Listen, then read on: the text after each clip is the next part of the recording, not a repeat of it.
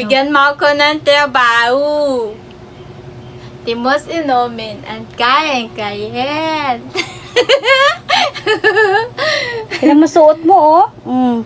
Nalayo-layo na sa dati mong ikaw. Sige, te, anong gusto mo bang gawin dyan? Maglinis. Maglinis ka na lang. Oh, Magdigpit. magligpit ka.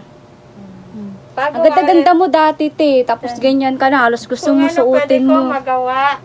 Gusto mo suotin mga ganyan. Pagkain, lumos na baho. Yung gusto niya yung susuot siya ng mga butas-butas. Ayan. Anong pambahay lang man to, wala akong ayan. pansi. Dapat tingin daw. Manghiram tuloy ako ng pantahe.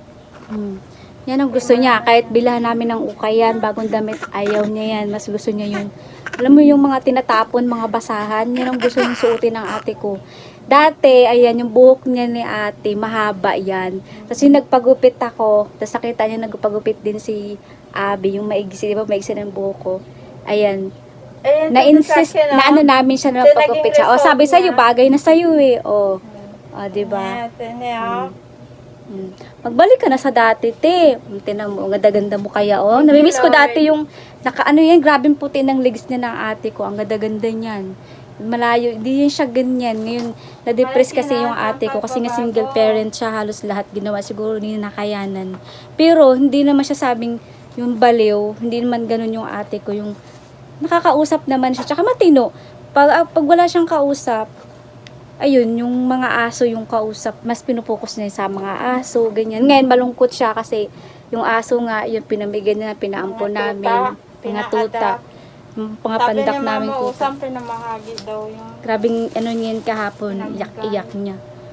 Eh kasi nga, ang ginagawa niya, imbes na kainin niya yung pagkain, ginagawa niya, pagpakain niya lahat sa tuta. Pagkain naman ako, mas matapos pa nga ako. Tapos, minsan naabutan namin, yan, yung pagkain niya. Ubus na yung Susubuan niya pa yung nila, tutay, wala kasama na yun akong sa ano niya, kaya mabutan. naiinis kami. Yan. Mamaya papashow ko sa inyo, mamaya yung tinitirhan ng ate ko. Nakakaawa yan yung ate ko, yung buhay niya. Kaya nga, depression is not a joke. Di lang siya. Kaya lagi lang siyang kausapin. Okay yun yung ate ko, dati hindi mo makausap yan. Dati hindi kumakain yan. Halos dati, nakakulong ka lang, di ba dati, te, no? Oh. Ayaw niyan. Tapos ano, naguhubad yan mag-isa dati si ate dun sa baong. Di ba, te, no? Doon sa may baklad, sa dagat. Kaya, ano, kasi nga, nung na-depression siya, buhay pa yung magulang ko. Sila mama at si papa. Yan, inaalagaan niyan siya. As in, yung first time, yung as in, yung unang-unang pagka-depress niya ni ate. Yan, ano siya, yung, kala mo may kinatakutan. Dati, kala mo na ano siya. Yung may kinakatakutan siya, tapos may naghahabol daw sa kanya. Nung tapos, siyempre, talanta kami, tapos yung mga time na yun, sobrang hirap din namin, halos wala pa kami mga trabaho, kayo mga time na din namin siya napacheck up. Sila mama yun, napacheck up nila mama yan si ate.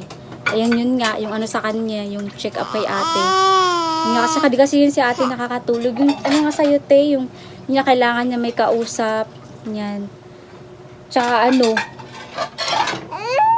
bigyan siya ng vitamins. Noon pa yun. Tsaka di siya kumakain ngayon. Simula nang namatay sila mama.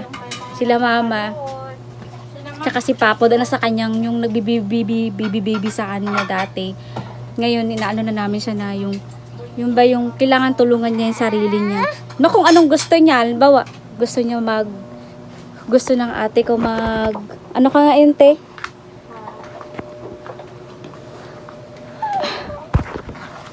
Nainita na. Halimbawa, pag gusto ng ate ko na maghugas siya kasi parang yun na yun ngayon, mas gusto ko yung ganyan yung gusto niya, yung magtatrabaho siya, yung hindi yung trabaho na yung gusto niya yung maglinis, maghapon, yan yung gusto niya yung ganyan. Tapos ayun, bumabawi siya sa pagkain. Yun nagugustuhan ko dyan kay ate. Kailangan hindi mo mabago yung ano niya, yung pananamit niya. Gusto niya yung mga butas-butas sa damit. Pinibilan namin niya ng ukay.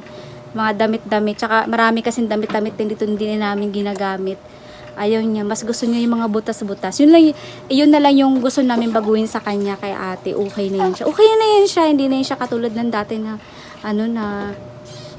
halos hindi kumakain. Kailangan lang talaga siya na hayaan mo siya kung anong gusto niyang gawin. Kung gusto niya maglabas siya kung gusto niya. Ayan, tapos siyempre, hindi naman kasi siya yung tipo na panaglabas o punta pa ng mall. Hindi, dito lang siya yung gusto niya maglabas na kung anong gawin niya. Kaya lang, isa lang yung binabantayan namin sa kanya na kapag nakahawak siya ng tubig, like ganyan. Oh my God, ang takay talaga ng bibig. Kasi dati, yung unang punta niya, sa Baong talaga yan yung ate ko. Doon siya sa kuya ko. Si kuya ko yung nagbabantay sa kanya, yung nag-aalaga sa kanya, nag-guide sa kanya doon, nagpapakain sa ate ko. Hindi siya sinusubuan na, unlike yung nagpo-provide sa ate ko ng pagkain. Yan, doon yan siya. Tapos syempre, nalungkot din siya kasi halos lahat kami ng mga kapatid niyang babae nandito sa Puerto. Dito kami. Tapos syempre yung ate ko, wala namang hanap buhay dun sa Baong. Siyempre, ang ano lang doon, paglalaot. Ganun. Kaya napadpad naman dito yung mga ate ko, yung mga kapatid ko. Yung dito, diskarte sa buhay.